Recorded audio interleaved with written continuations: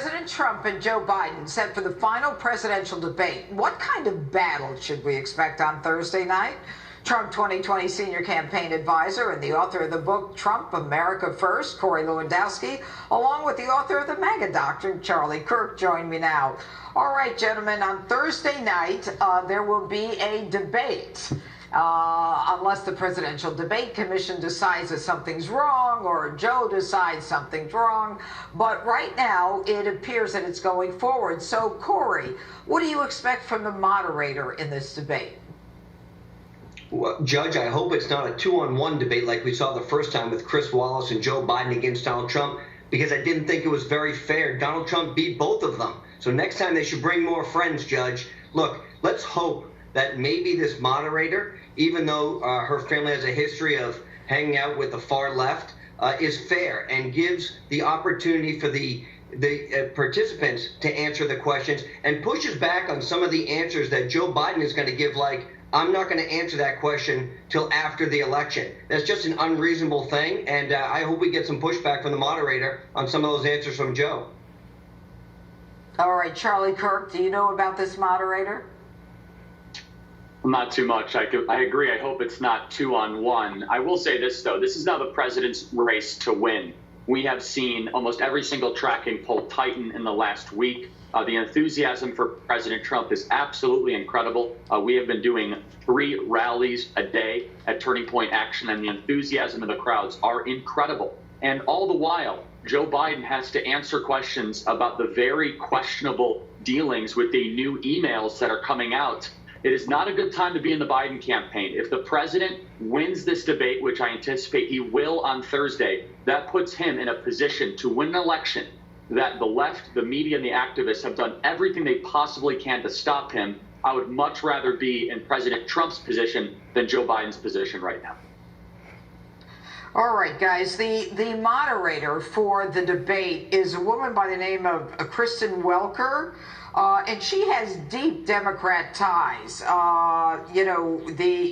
She has had to remove from her own social media her anti-Trump tweets and posts. And her mother has apparently, and father, have given tens of thousands of dollars to Democrat candidates.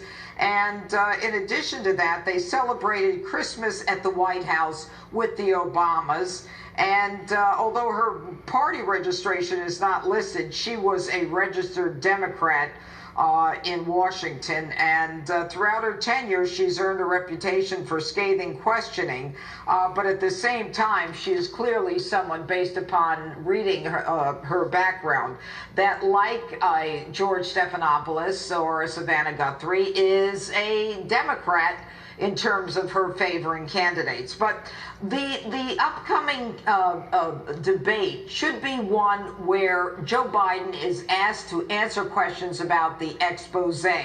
If he is not asked about the New York Post expose about the Hunter and Joe Biden, Ukraine and China as relations, what can be done about it, Corey? How do you get that information out? Judge, the president has to continue to raise those issues because most of the members of the mainstream media won't.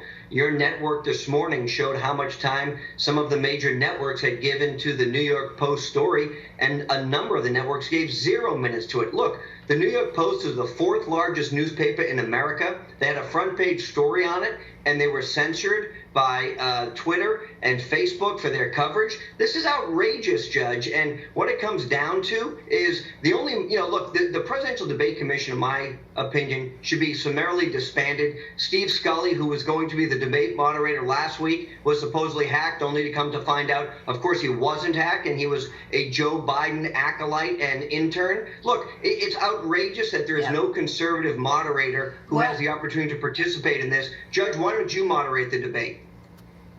Yeah, well, no, I'm not interested, but thanks, Corey. But Charlie, look, we've got Scully, who was bounced, and then we've got Stephanopoulos, who had given Hillary Clinton's foundation money, never mentioned it. He was about to do the interview or the debate with Hillary. I mean, everything is on the left for the Democrats.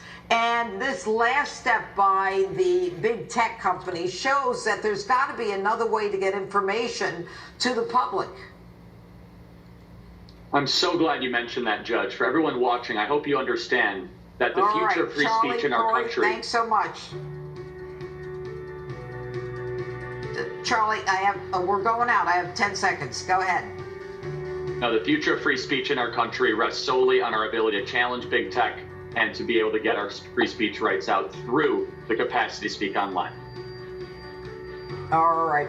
Thanks so much, Charlie and Corey. We'll be right back.